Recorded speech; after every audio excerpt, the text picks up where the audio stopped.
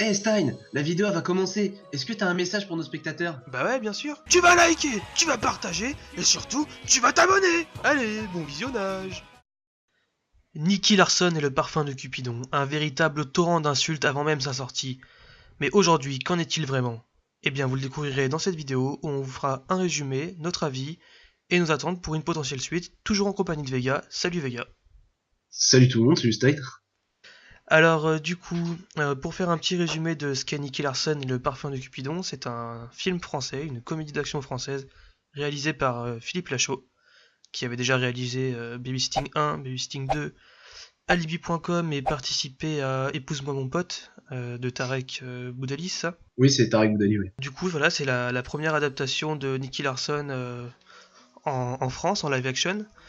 Et donc, avant la sortie officielle du film, il y a eu 2 bandes annonces qui ont entraîné un véritable torrent d'insultes, hein. C'était une Ouais, vraie catastrophe, hein.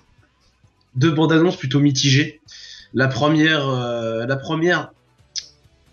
plutôt, plutôt un peu ratée, et la deuxième, néanmoins, beaucoup plus prometteuse, avec notamment le retour de Footstep et quelques scènes d'action typiquement Nicky Larson, qui ont tout de suite fait changer les avis, on va dire.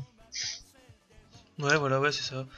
Et surtout, ce qu'il faut rappeler, c'est que on avait très peur du côté comédie française bas de gamme, en fait, alors qu'on parle quand même de City Hunter. Et au final, eh ben, il s'avère que c'est un pari réussi, enfin, pour ma part, en tout cas, c'est vraiment réussi. Ouais, pour ma part aussi. J'ai vraiment passé un bon moment dans le film. Ouais. Du coup, voilà, enfin, quand je vois les réactions de la plupart des gens, c'est qu'en fait, la plupart s'excusent en fait d'avoir gueulé trop vite et qu'au final, il faut faire confiance au projet. Et du coup, pour résumer vite fait l'histoire, en gros, c'est l'histoire de Nicky Larson en compagnie de Laura, qui va devoir travailler pour Didier Bourdon et protéger le fameux parfum de Cupidon, un parfum Didier qui rend amoureux la personne qui l'inhale. Les effets sont irréversibles après 48 heures, et Nicky Larson va tomber amoureux de Didier Bourdon, d'où l'intérêt du film. Oui, voilà, bah, là, cette intrigue qui tourne autour du parfum de Cupidon. Et notamment, oui, intrigue très drôle, ça va mener à des scènes particulièrement amusantes, avec justement, c'est Julien Arruti, c'est ça, il me semble, Ouais, ouais, ça c'est Julien Arruti, ouais. qui joue le rôle de Gilbert Skippy. Il me semble que c'est Gilbert ou c'est... Ouais, c'est Si, Gilbert. c'est Gilbert, c'est Gilbert. Ouais, c'est ça, c'est Gilbert. Donc il joue le rôle de Gilbert Skippy. Donc Gilbert Skippy, voilà, c'est le personnage amusant du film, c'est une création. Donc il a un rôle totalement libre, c'est un électron libre en fait un petit peu dans ce film. Oui, ouais, c'est un comic relief. Et ouais, et justement ce qui est particulièrement marrant, c'est son contexte. Il a un peu une famille de merde, un peu. Une grosse famille de merde, très très très très marrante d'ailleurs. On va avoir un passage ou deux sur sa famille qui vont être très drôles. On a aussi le personnage du coup joué par Tarek Boudali, donc qui est une création aussi, qui s'appelle Pancho. Ouais, Donc ouais. Pancho, très drôle aussi. On connaît tout le talent de ces deux comédiens avec les films Babysitting et Alibi. Je pense que voilà, on a plutôt un bon souvenir de ces films-là, de leurs prestations. Et du coup, ils sont là pour amener tout simplement le comique dans le film. Oui, Et voilà, on ça c'est aura, les éléments comiques en fait, hein. ouais, et on aura plusieurs scènes hilarantes là-dessus. Et donc oui, pour ce qui est du scénario, parce que là je me suis un petit peu égaré dans une petite parenthèse. Donc oui, le scénario tourne autour du parfum de Cupidon. Donc Nikki et sa coéquipière Laura vont se lancer dans une quête pour le retrouver à temps, parce que les effets deviennent permanents après 48 heures, tout simplement. Et du coup, bah voilà, je crois que j'ai raconté un petit peu Ouais, voilà, c'est l'essentiel. ça, ouais, raconter l'essentiel, parce que sinon après ça spoilerait pas mal quelques scènes. Voilà. Et du coup, voilà, donc voilà, le scénario c'est fait, et ce qui est important maintenant c'est la réalisation. Et là, il faut avouer que c'est une grosse surprise, hein, côté réalisation. Ouais, totalement. Parce Parce que que, il faut dire, les scènes d'action sont bien pensées et bien réalisées et bien chorégraphiées, ce qui est très rare pour un film français. Très très rare. puis c'est surtout qu'il a été tourné avec les moyens d'une comédie. Et ouais, Et c'est ça c'est qu'il faut rappeler, c'est vraiment que le film a pas beaucoup de budget en réalité. et c'est plutôt épatant ce que nous a fourni Philippe Lachaud. Ouais, notamment une scène en vue subjective vers le milieu du film. qui est vraiment ultra bien réalisé, faut l'avouer. Ouais, et puis notamment les tirs de City Hunter avec la balle qui tourne et, Ouais, et cette petite gravure dans la balle. City Hunter, encore une fois une référence, puisque le film est bourré de références. Beaucoup de références. énormément, Euh, énormément. ouais, En fait, je crois qu'il y en a quasiment tout le long du film, mais très souvent de façon subtile, et ouais, parfois enfin, vraiment très appuyée. certaines plus subtiles que d'autres. Ouais, voilà. Après, ouais, elles sont plutôt amusantes pour la plupart. Ouais, elles sont vraiment très drôles, ouais. Ouais. Notamment la référence d'un certain personnage de Dragon Ball Z. Ouais, ouais, un petit pervers de Dragon Ball Z que tout le monde reconnaîtra assez facilement, tellement il est appuyé comme clin d'œil. Je- J'aime bien le demi-spoil quand tu dis un pervers. Tout de suite, on Ouais, il sait y en a qui c'est. quelques-uns quand même dans Dragon Ball Ouais, Z. non, non, non, moi j'en pense à un particulièrement, tu vois. Oui, oui, bah oui, voilà. Ouais, il a un petit peu une barbe blanche. Le mec a C'est dit ça. le spoil. Il a un Et, certain âge. Ouais. par contre, ce qui est intéressant aussi, c'est qu'il y a, au-delà des références comiques, il y a pas mal de références sérieuses à des passages du manga ou de l'anime. Comme par exemple une histoire avec le frère de Laura, et une autre avec, vers la scène finale, qu'on peut retrouver notamment dans les premières pages du manga City Hunter Rebirth qui est sorti le 7 février Ah ouais. aussi. Il est excellent d'ailleurs, on fera une review dessus. D'ailleurs, je Ouais, pense, ouais, ouais, ouais. quand tu l'auras fini. Ouais, faut que je le finisse.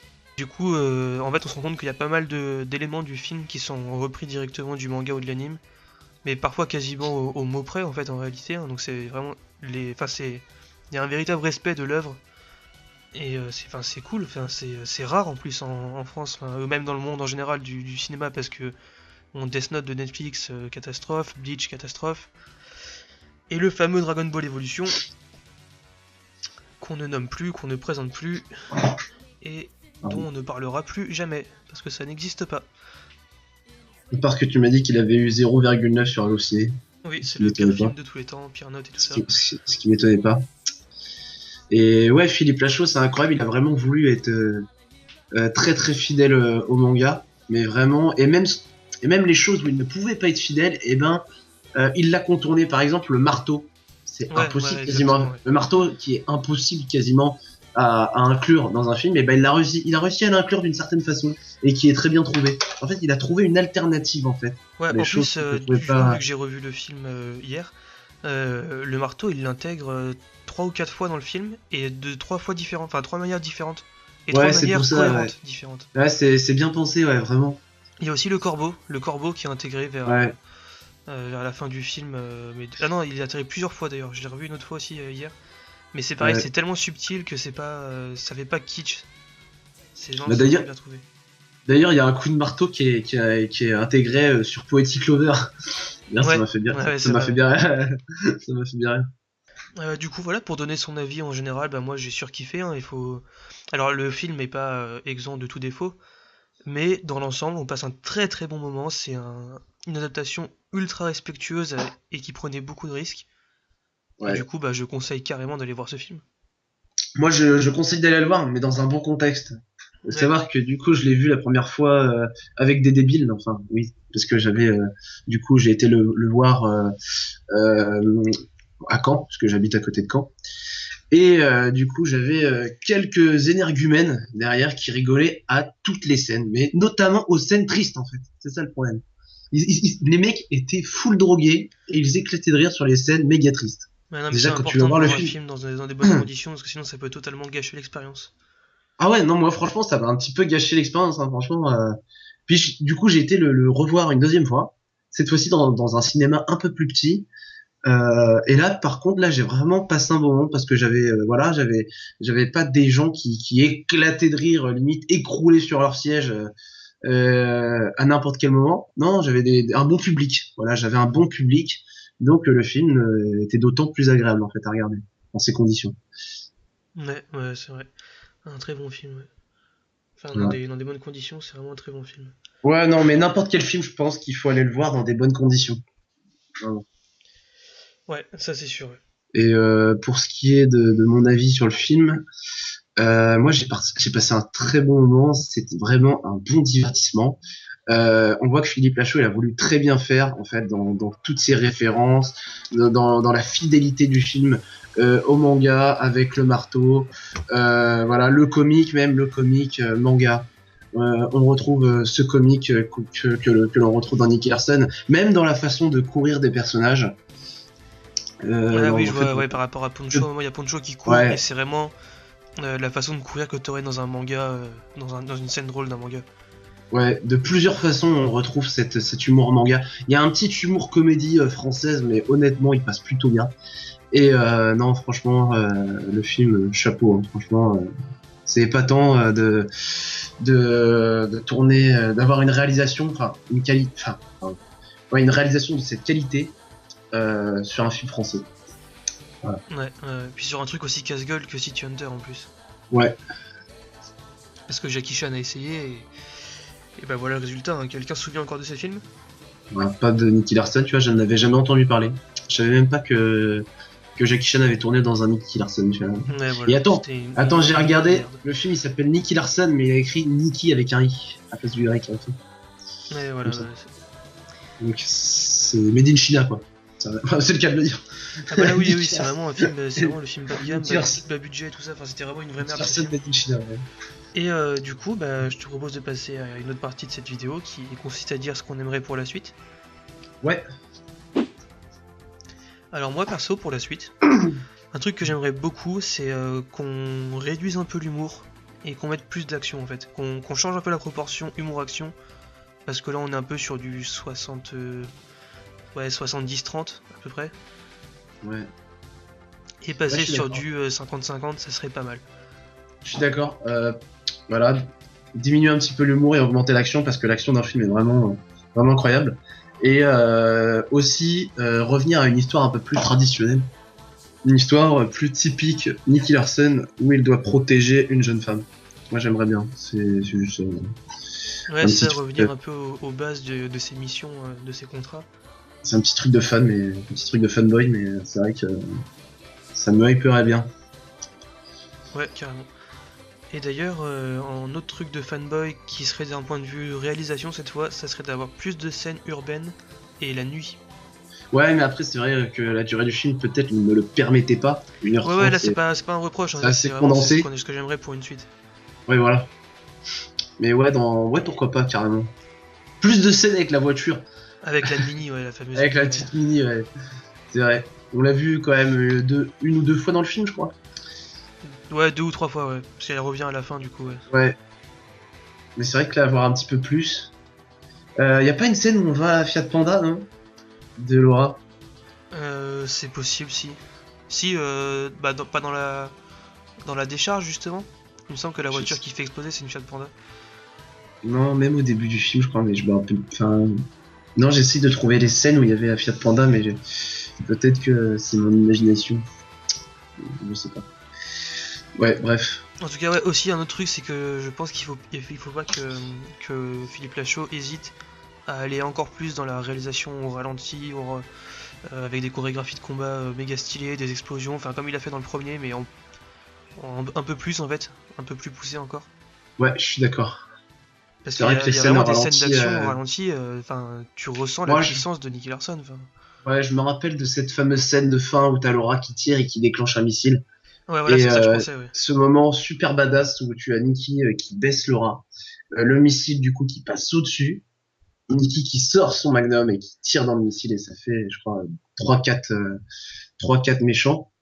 Et ouais, c'est une scène, c'était au ralenti, c'était vraiment hyper badass, avec un plan éloigné, en fait, un plan qui s'éloigne au ralenti, c'était grandiose, ouais, Ouais, franchement. vraiment, ouais. Ça, et aussi, il y a une autre scène que j'ai trouvé grandiose, mais là, alors attention, spoiler, c'est la scène du plus ou moins sacrifice de Nicky Larson. De toute façon, là, clairement, on spoil, hein. Là, Oui, cette oui, ouais. partie, ouais, là, on l'a pas dit, mais Du coup, ouais, la scène du sacrifice de Nicky Larson avec Laura, avec la fameuse ceinture d'explosifs, au ouais. ralenti, avec la musique et tout ça, enfin, c'est magnifique. Vraiment, elle est Mais je magnifique l'avais, cette scène. mais je l'avais vu venir, mais c'est vrai qu'elle est super triste. Ouais, c'est prévisible, mais elle reste quand même super bien Ouais. exécutée, super bien réalisée. Ouais, mais toi, tu l'as vécu dans de bonnes conditions. J'ai insisté. Moi, j'avais le mec qui rigolait derrière. Je t'avoue, putain, Oui, ouais, c'est sûr. Ouais. c'est une scène à la base qui est déchirante, super émouvante.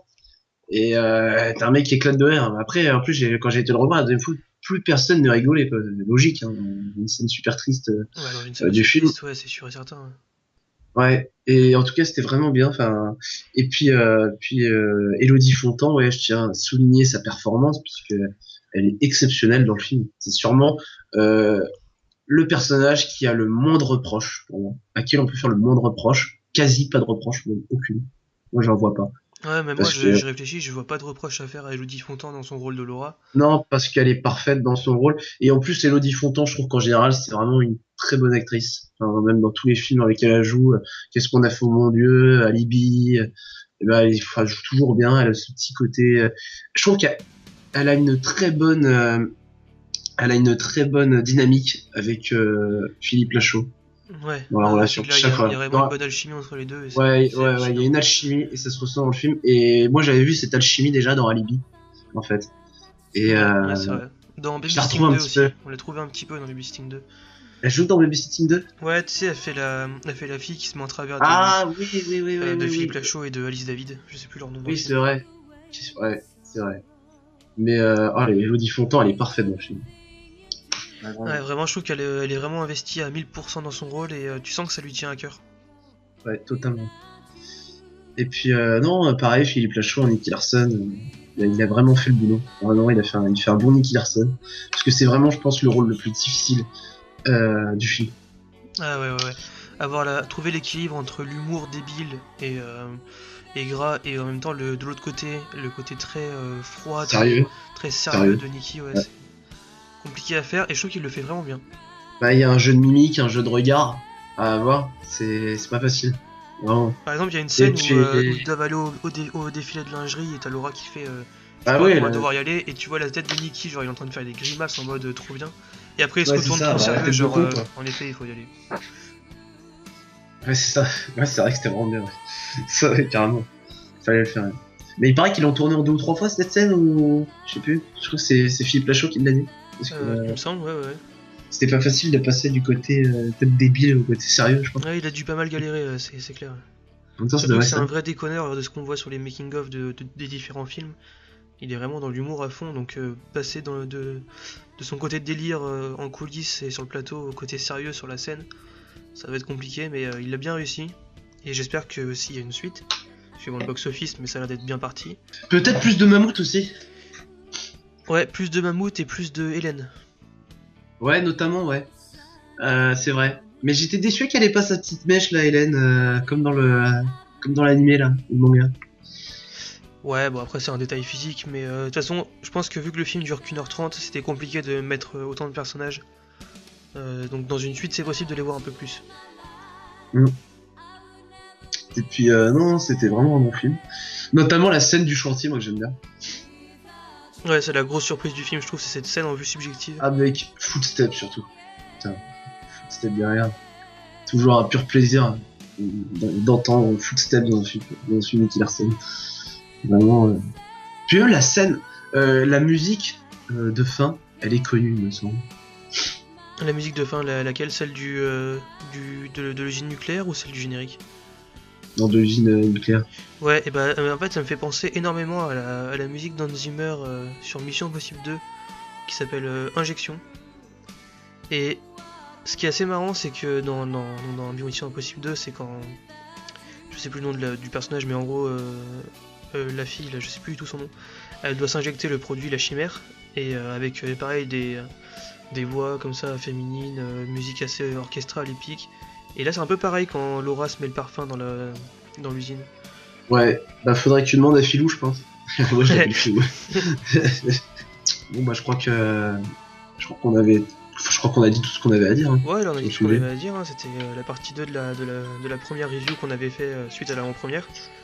Et là, du coup, maintenant, après avoir tous les deux revu le film deux fois, bah, enfin, on encourage carrément et on espère vraiment une suite. Ouais, allez le voir parce que franchement c'est fidèle à Nicky Larson, c'est drôle.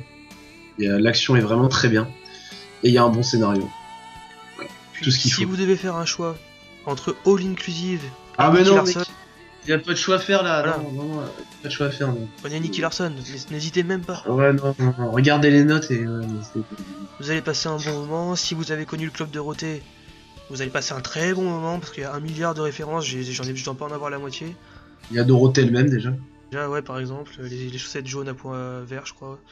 Ouais. Rémi sans famille. Enfin, plein de trucs comme ça, et vraiment, ouais, on vous encourage à aller voir ça. Passez du bon Ouais, temps, et excusez-vous auprès de Philippe Lachaud si vous avez gueulé trop vite. notamment. Et ben, on vous remercie d'avoir regardé cette vidéo, et on vous dit à très bientôt pour la review de City Hunter Rebirth tome 1. Merci, à bientôt. À bientôt.